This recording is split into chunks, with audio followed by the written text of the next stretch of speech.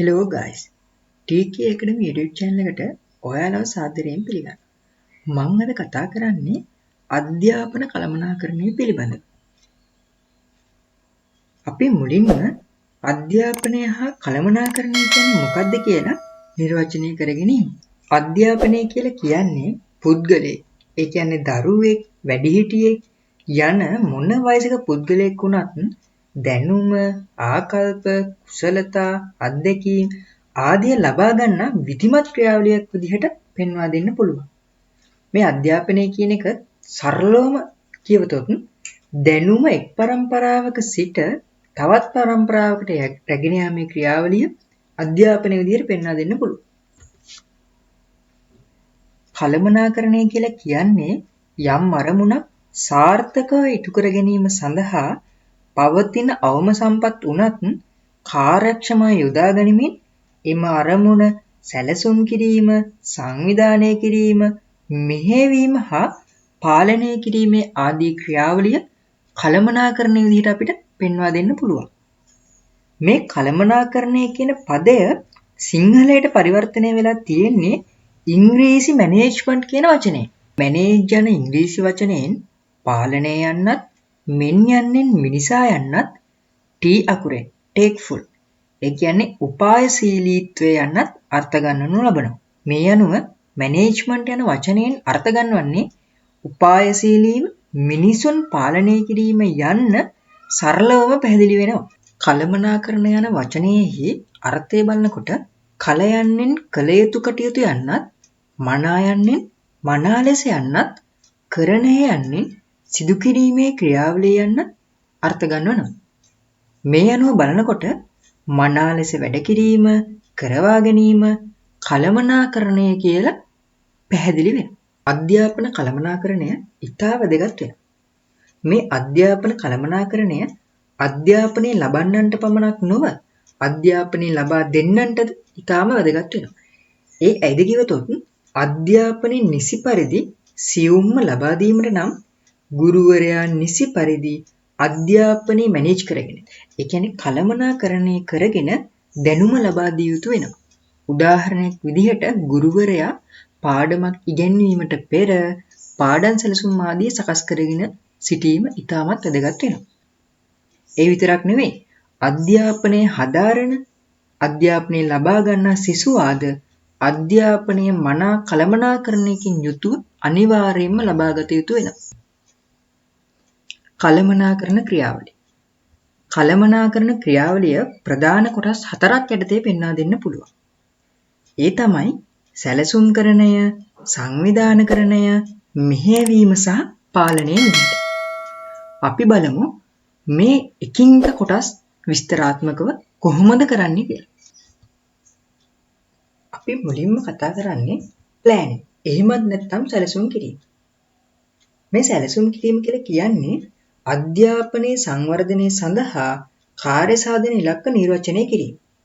ඒ විතරක් නෙවෙයි, අරමුණු සඵල කර ගැනීම සඳහා කළ යුතු කටයුතු මොනවාද යන්න තීරණය කිරීමත් මෙහිදී සිදු කරනු ලබනවා.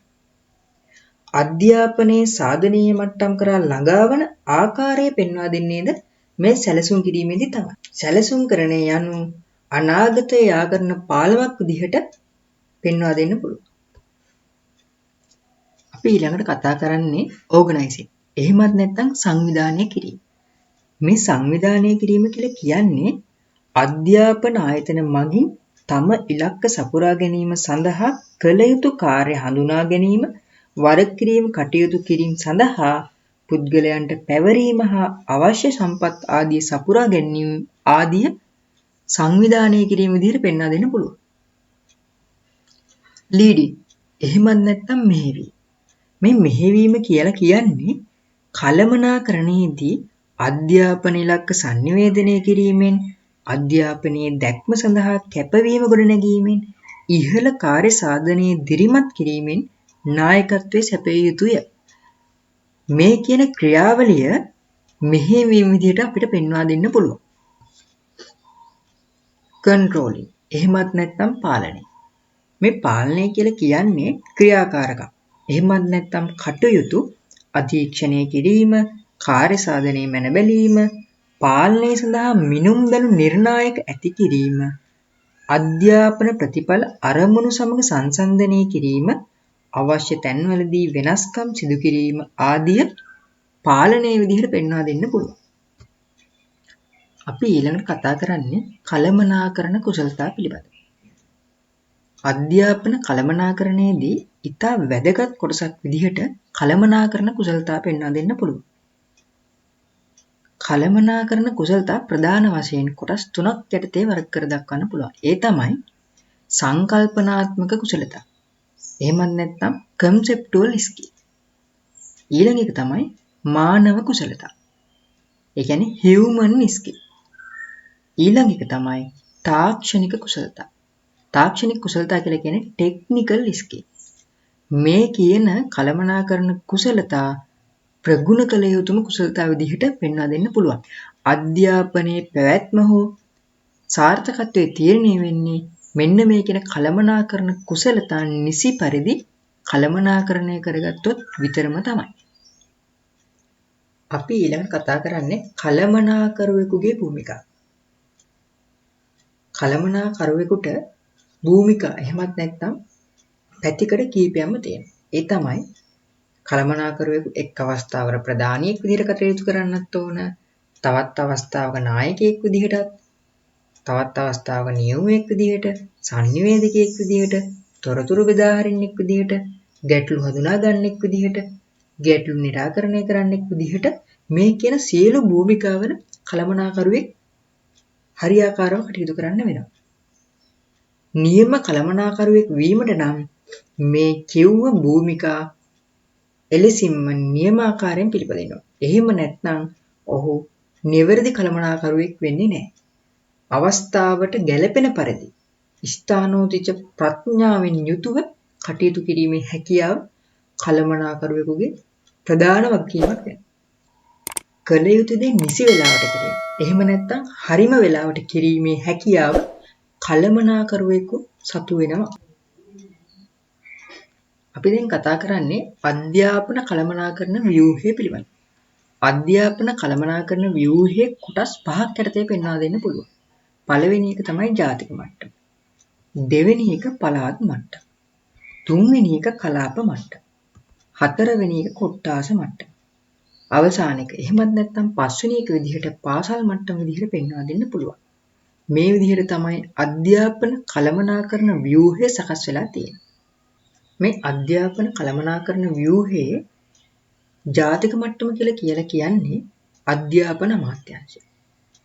අධ්‍යාපන අමාත්‍යාංශ ප්‍රධාන කළමනාකරුවා තමයි අධ්‍යාපන ඇමති. ඊට පස්සේ නියෝජ්‍ය ඇමති. ඊට පස්සේ අමාත්‍යාංශ ලේකම්. අධ්‍යාපන කළමනාකරණයේ මූලිකම පියවර කළමනාකරණය කරන්නේ මෙන්න මේ අධ්‍යාපන අමාත්‍යාංශය. ඊට පස්සේ පළාත් මට්ටම ගත්තට පස්සේ පළාත් මට්ටමේ කළමනාකරණ ආයතනය තමයි පළාත් අධ්‍යාපන දෙපාර්තමේන්තුව. මේකේ ප්‍රධානියා තමයි නැත්නම් එහෙමත් නැත්නම් ප්‍රධාන කළමනාකරුවා තමයි පළාත් අධ්‍යක්ෂ. ඊට පස්සේ කලාප මට්ටම ගත්තට පස්සේ කලාපේ ප්‍රධානියා තමයි කලාප අධ්‍යාපන අධ්‍යක්ෂ. කලාප අධ්‍යාපන අධ්‍යක්ෂ යටතේ පාලනය වෙන පාසල් බොහොමයක් තිබෙනවා. ඊට පස්සේ කොට්ටාස මට්ටම ගත්තට පස්සේ කොට්ටාස කාර්යාලයේ ප්‍රධාන කළමනාකරුවා තමයි කොට්ටාස අධ්‍යාපන අධ්‍යක්ෂ. එතනින් පල්ලෙහාට ආවට පස්සේ පාසල් මට්ටම ගැන කතා කරනකොට පාසලේ ප්‍රධාන කළමනාකරුවා තමයි විදුහල්පති. පාසලේ කළමනාකරණ ව්‍යුහය. එහෙමත් නැත්නම් පාසලේ පරිපාලන ව්‍යුහය පිළිබඳව කතා කරනකොට අපිට බලා ගන්න පුළුවන් මේ විදිහට විදුහල්පතියේ පටන් පාසලේ ඉගෙන ගන්න ශිෂ්‍යයාව දක්වා පරිපාලන ව්‍යුහය නැත්නම් කළමනාකරණය කොහොමද සකස් වෙන්නේ කියලා. විදුහල්පති වටා ආදි ශිෂ්‍ය සංගමයක් ඊට පස්සේ පාසල් සංවර්ධන සමිතියක් තියෙනවා. ඊට පස්සේ විදුහල්පතිගේ සහායට නියෝජ්‍ය විදුහල්පතිවරු එක්කෙනෙක් හෝ කීප දෙනෙක් ඉන්න පුළුවන්. ඊට පස්සේ අංශ භාර ගුරු, පන්ති භාර ගුරු, විෂය භාර ගුරු, ඊට පස්සේ ශිෂ්‍ය නායක, පන්ති නායක ආදී වශයෙන් ශිෂ්‍යයව දක්වා පරිපාලන ව්‍යුහයක් කොට්ටාස කිහිපයක් පවතිනවා. ඊට අමතරව අනධ්‍යන කාර්ය මණ්ඩල නැත්නම් කාර්යාල කාර්ය සහායකවරුත් මේ විදුහල ඇතුලේ කළමනාකරණය කිරීම සඳහා දායක වෙනවා. මෙතන ප්‍රධානියා වෙන්නේ පාසලේ විදුහල්පති තමයි. එතකොට ප්‍රධාන කළමනාකරුවා විදිහට අපිට හඳුනා ගන්න පුළුවන් වෙන්නේ පාසලේ විදුහල්පති වරයා හෝ පතිනිය. අපි ඊළඟට කතා කරන්නේ කළමනාකරණ විශිෂ්ටත්වයේ ලක්ෂණ. කළමනාකරණ විශිෂ්ටත්වයේ ලක්ෂණ පිළිබඳව කතා කරනකොට දරුවන්ගේ දක්ෂතා හඳුනාගෙන නිසි තැනට යොමු කිරීම සිදු කර යුතු වෙනවා. එහිදී අධ්‍යාපනය ලබා දෙන ගුරුවරුන් ඇකීමට ලක් කරමින් ඔවුන් හරහා සිසුන්ගේ අධ්‍යාපනයේ ඉහළ නංවාලීම සිදු කිරීම ඉතාමත් වැදගත් වෙනවා.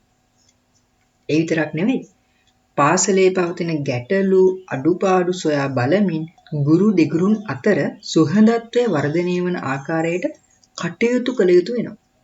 ඒ විතරක් නෙවෙයි සිසුන්ගේ අධ්‍යාපනය වර්ධනය සඳහා අතිරේක පන්ති සඳහා කාලය වෙන් කරගෙන ඉගෙනීම් කටයුතු කළ යුතු වෙනවා. එමගින් දුර්වල සිසුන්ගේ අධ්‍යාපනය ඉහළ නංවාලීමට රුකුලක් වෙනවා.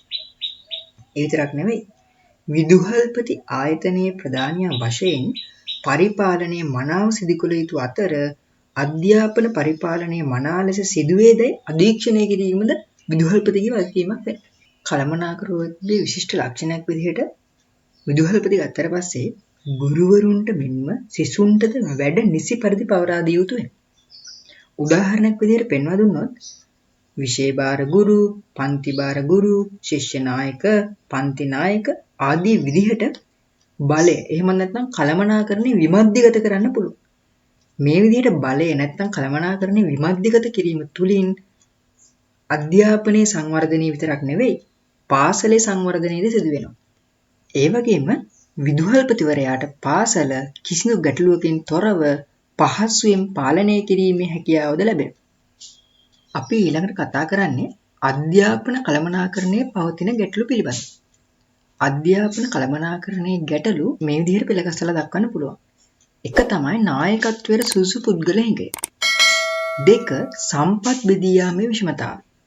3 දේශපාලන මැදිහත් වීම. 4 අධීක්ෂණය ප්‍රමාණවත් නොවීම. 5 තොරතුරු කළමනාකරණයේ දුර්වලතා. 6 බලය විමධ්‍යගත කිරීමට ඇති අකමැත්ත. මෙතන පළවෙනි එක ගත්තට පස්සේ නායකත්වයේ සුසු පුද්ගල හිඟය. ඒ කියන්නේ පාසල හෝ වේවා එහෙමත් නැත්නම් අධ්‍යාපන අමාත්‍යාංශය, අධ්‍යාපන දෙපාර්තමේන්තුව, කලාප කාර්යාලය, කොට්ටාස කාර්යාලය ගත්තට පස්සේ එතන පාලනය කිරීම සඳහා සුදුසු නායකයෙක් නොවෙන්නේ. ඒ කියන්නේ එතන දැන් පාසල ගත්තට පස්සේ පාසලේ විදුහල්පතිට ගුරුවරයාගේ පටන් ශිෂ්‍යයා දක්වා සියලු දෙනාම මනා හික්මීමකින් යුතුව පාලනය කිරීමේ හැකියාව තියෙනවා. හැබැයි එහෙම නොවුනොත් මුළු පාසලේම පරිහානිය වගේම අධ්‍යාපනයේත් පරිහානිය වෙනවා. සම්පත් බෙදියාමේ විෂමතාවය ගත්තට පස්සේ ඇතැම් පාසලකට සම්පත් බොහොමයක් ලැබෙන අතර තවත් පාසලකට සම්පත් සීමිතව තමයි ලැබෙන්නේ. සමහර පාසල්වල පන්ති කාමර පවා ඩෙස්පුටු ආදී පවා නොමැති පාසල් තියෙනවා. ඒක තමයි සම්පත් බෙදියාමේ විෂමතාවය කියලා කියන්නේ. ඒකට දේශපාලන මැදිහත් වීම. දේශපාලන මැදිහත් වීම මත විදුහල්පතිවරු මාරු කිරීම, අධ්‍යාපන ලේකම්වරු මාරු කිරීම, ඊට පස්සේ ගුරුවරු මාරු කිරීම ආදී දේවල් සිදු කරනු ලබනවා. ඊට පස්සේ අධීක්ෂණයේ ප්‍රමාණවත් නොවීම කියන්නේ විදුහලේ විදුහල්පති ගත්තට පස්සේ විදුහල්පතිට එක්ක වෙලාව නැහැ ගුරුවරුන්ගේ කටයුතු අධීක්ෂණය කරන්න, ශිෂ්‍යයන්ගේ කටයුතු අධීක්ෂණය කරන්න. එහෙමත් නැත්නම් උවමනාවක් නැහැ. ඒ වගේ අවස්ථාවලදී අධ්‍යාපන කළමනාකරණයේ ගැටලුව ඇති වෙනවා. ඊට පස්සේ තොරතුරු කළමනාකරණයේ දුර්වලතා කියලා කියන්නේ දැන් අමාත්‍යාංශයෙන් ලබා දෙන තොරතුරක් දුෂ්කර පාසලකට යනකොට ඒක වෙනස් වීම සහගත වෙන්න පුළුවන්. සමහර විට ඒ තොරතුරු අත්‍යවශ්‍ය තොරතුරක් වුණත් නොලැබීමේ ඉඩකඩ වැඩි. ඊටසේ බලය විමධ්‍යගත කිරීමට ඇති අකමැත්ත කියලා කියන්නේ සමහර පරිපාලකයෝ, නායකයෝ තමන්ගේ බලය බෙදී යනවට, තව කෙනෙකුට පවරනවට අකමැති. ඒක නිසා තමන් ඔක්කොම බදාගෙන කටයුතු කරනවා. එතකොට වෙන්නේ අධ්‍යාපනයේ විතරක් නෙවෙයි සමස්ත රටේම පරිහානියට හේතු වෙනවා. මේ අනුව අපට පැහැදිලි වෙන්නේ අධ්‍යාපනයේ සංවර්ධනයට, අධ්‍යාපනයේ පැවැත්මට අධ්‍යාපන කළමනාකරණ ක්‍රියාවලිය ඉතා වැදගත් වන බවයි. රටක් දියුණු වීමට නම් මුලින්ම අධ්‍යාපනය සංවර්ධනය විය යුතුමයි. TK Academy YouTube channel එක තවමත් subscribe කරලා නැත්නම් මේ දැන්ම subscribe කරලා එකතු වෙන්න. මේ වගේ අලුත් වීඩියෝ එකකින් හමු වෙනකම් මං sign out වෙනවා. සුබ දවසක්.